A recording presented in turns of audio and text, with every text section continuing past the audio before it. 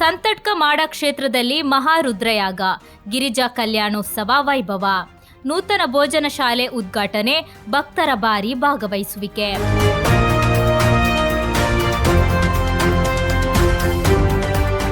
ಲೋಕ ಕಲ್ಯಾಣದ ದಿವ್ಯ ಸಂಕಲ್ಪದೊಂದಿಗೆ ಸಂತಡ್ಕದ ಮಾಡ ಕ್ಷೇತ್ರದಲ್ಲಿ ಮಹಾರುದ್ರಯಾಗ, ಶ್ರೀ ಗಿರಿಜಾ ಕಲ್ಯಾಣೋತ್ಸವ ಹಾಗೂ ನೂತನ ಭೋಜನ ಶಾಲೆಯ ಉದ್ಘಾಟನಾ ಸಮಾರಂಭವು ಭಾನುವಾರ ಭಕ್ತಿಭಾವ ಮತ್ತು ವೈಭವದಿಂದ ನೆರವೇರಿತು.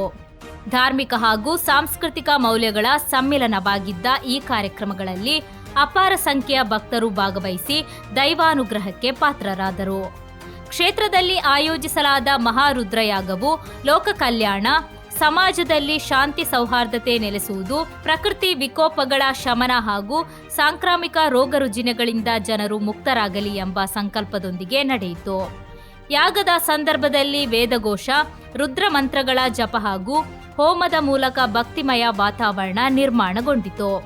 ಇದೇ ಸಂದರ್ಭದಲ್ಲಿ ಜಗನ್ಮಾತೆ ಪಾರ್ವತಿ ದೇವಿ ಮತ್ತು ಪರಮೇಶ್ವರನ ದಿವ್ಯ ವಿವಾಹ ಮಹೋತ್ಸವವಾದ ಶ್ರೀ ಗಿರಿಜಾ ಕಲ್ಯಾಣೋತ್ಸವವು ವೈಭವದಿಂದ ನೆರವೇರಿತು.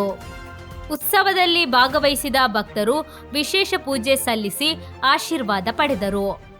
ಕಾರ್ಯಕ್ರಮದ ಅಂಗವಾಗಿ ಕ್ಷೇತ್ರದಲ್ಲಿ ನೂತನವಾಗಿ ನಿರ್ಮಿಸಲಾದ ಭೋಜನ ಶಾಲೆಯನ್ನು ಉದ್ಘಾಟಿಸಲಾಯಿತು. ಧಾರ್ಮಿಕ ಕಾರ್ಯಕ್ರಮಗಳು ಹಾಗೂ ಅನ್ನದಾನ ಸೇವೆಯೊಂದಿಗೆ ಕ್ಷೇತ್ರದಲ್ಲಿ ಭಕ್ತಿ ಮತ್ತು ಸೇವೆಯ ಸಂಗಮ ಕಂಡುಬಂತು.